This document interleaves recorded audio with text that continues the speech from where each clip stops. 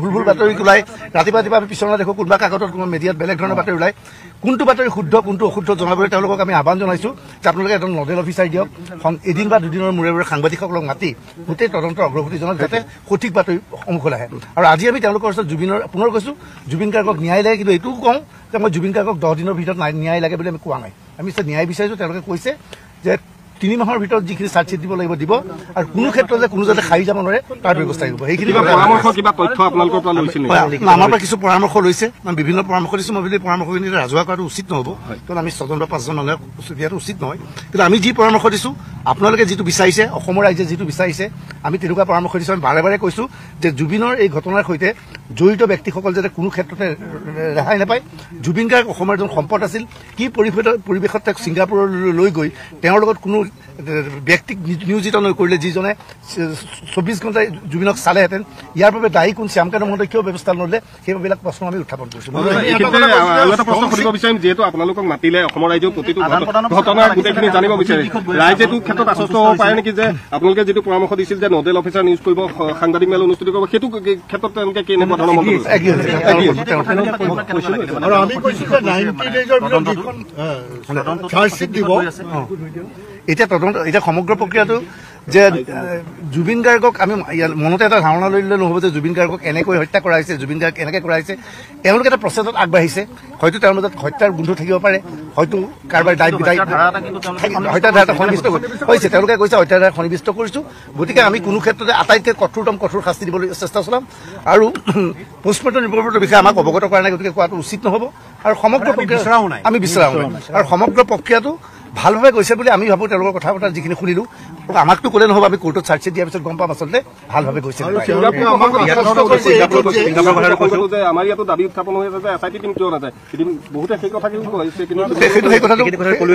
ছিংগাপুৰৰ আচলতে 11 গৰাকী ব্যক্তিৰ ভিতৰত 10 গৰাকী ব্যক্তিয়ে ইতিমধ্যে 7 গৰাকী আহিছে আৰু 3 গৰাকী অহাকালি আহিব অহাৰ পিছত তেওঁলোকৰ ভাষ্য লৈছে আৰু তেওঁলোকৰ ভাষ্যৰ যি কোৰবৰেটিভ যিখিনি এভিডেন্স সেইখিনিৰ লগত আগতে থকা যিবিলাক ভিডিঅ' সেই গোটেইবিলাক কোৰিলেট কৰি তেওঁলোকে এটা নিশ্চয়কৈ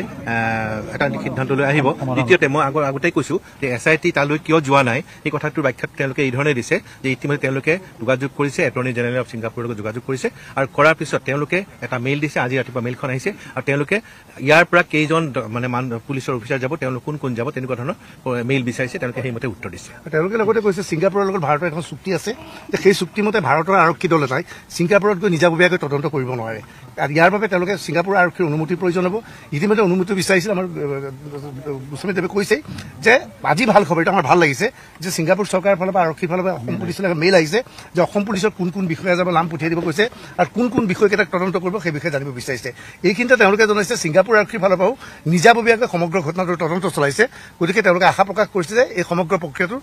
আচল মীমাংসা অতি শীঘ্ৰে কৰিব পৰা আৰু ৰাইজলৈ যিহেতু আপোনালোক 6 গৰাকী ব্যক্তি আছিল ৰাইজে আপোনালোকৰ মুখলৈ বৰ আগ্ৰহে চাই আছে আপোনালোকে ওলাই আহিলে ৰাইজলৈ স্পষ্টভাৱে এই গোটেই ঘটনাক লৈ কেনেকুৱা ধৰণৰ বাৰ্তা এটা দিব যে ৰাইজে মুখলৈ চাই আছে আপোনালোকৰ এতিয়া হৈছে আমাক যিবোৰ কথা কৈছে সেইবোৰ কথাৰ ভিত্তিত নিশ্চয় ভাল হ'ব বুলি আশা কৰিছো কিন্তু মই ভাবো যে জুবিনৰ ন্যায় দিবলৈ কেৱল কথাৰে নহয় আমি অপেক্ষা কৰিব লাগিব চাৰ্জশ্বিটলৈ সমগ্ৰ অসমবাসীয়ে দাবী জনাব লাগে আমিও দাবী জনাইছো চাৰ্জশ্বিটখন যাতে কঠোৰ হয় সেই চাৰ্জশ্বিটখনৰ পৰা যাতে কোনো খাই যাব নোৱাৰে সেইটো আমি বিচাৰিছো অসমৰ ৰাইজক আমি এইটো কওঁ আমি বাৰে বাৰে এইটো কৈছো যে জুবিনে ন্যায় পাব লাগে আৰু চাৰ্জশ্বিট যাতে কঠোৰ হয় তাৰ বাবে আমি সকলোৱে আমি এটা কথা স্পষ্ট কৰি কৈ দিছো যে চাৰ্জশ্বিটখনত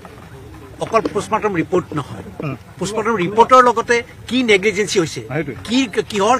কাৰণে আজি আমি জুবিনক হেৰুৱালো সেই কথাখিনি স্পষ্ট হ'ব লাগিব আৰু সেই স্পষ্ট হবে মানুহৰ মাজত আমি জানিব লাগিব প্ৰত্যেকজন ব্যক্তিয়ে জানিব লাগিব যে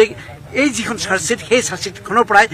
আচলতে যিজন দোষী তেওঁক সাব্যস্ত কৰি তেওঁক উচিত শাস্তি দিয়া হৈছে আৰু সেইখিনি আমাৰ ৰাইজৰ কথা ৰাইজৰ যিখিনি কথা আমি সাহসেৰে সৈতে মই আকৌ কৈছো আমি সাহসেৰে সৈতে মুখামুখি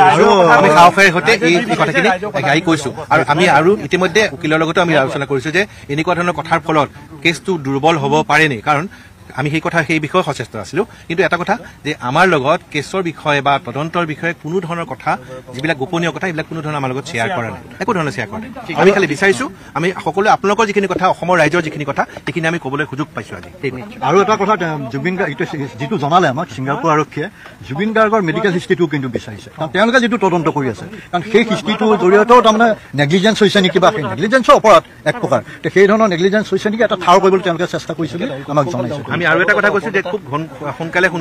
এগৰাকী নিৰ্দিষ্ট ব্যক্তিৰ দ্বাৰা যাতে মিডিয়াক কথাবিলাক কৈ থাকে যাতে আমাৰ সকলোৰে যিখিনি সন্দেহ যাতে মৰীক্ষণ কৰে সেই কথাটো আমি কৰিছো